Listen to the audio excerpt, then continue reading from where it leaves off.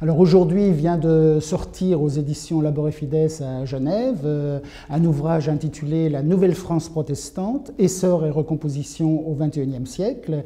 Et cet ouvrage est issu du colloque qui avait eu lieu fin novembre 2010, et un colloque qui avait été, je dois dire, un événement. Il y avait non seulement un colloque, mais également un sondage commandé à l'Institut français d'opinion publique qui a permis de voir quelles étaient les orientations et les principales caractéristiques des personnes qui s'identifient comme protestantes aujourd'hui, et avec également une enquête sur les pasteurs dans la Fédération protestante de France. Alors, les données du sondage IFOP, c'est en soi aussi un petit peu un événement, parce que, par exemple, ça nous a révélé que sur 100 personnes qui s'identifient comme protestantes aujourd'hui, 22 ne l'étaient pas auparavant. C'est-à-dire, sont soit d'origine sans religion, soit d'origine catholique, mais ils s'affichent comme protestants aujourd'hui.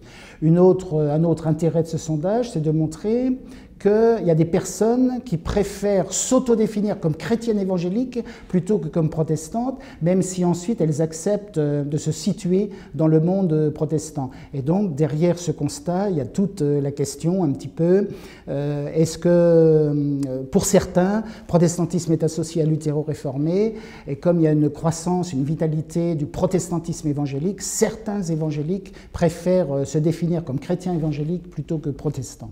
Les autres enseignements de ce sondage, c'est qu'il permet de bien voir quelles sont les principales orientations des protestants aujourd'hui. Par exemple, qu'ils sont favorables à l'écuménisme, avec certaines différenciations selon les luthéro-réformés et les évangéliques, qu'ils se retrouvent sur des thèmes d'éthique sociale. Ça atteste aussi d'un certain nombre de divergences dont on pourra reparler, mais ça nous a révélé un protestantisme à la fois, je dirais, uni et divers, et ça permet de creuser ces différents aspects. Alors j'ai été particulièrement surpris par le taux général de pratiques cultuelles que révèle ce sondage, avec 37% de protestants qui se rendent régulièrement au culte, c'est-à-dire au moins une fois par mois, lorsqu'on sait que dans le monde catholique aujourd'hui en France, c'est 7% de pratiquants mensuels avec le même critère.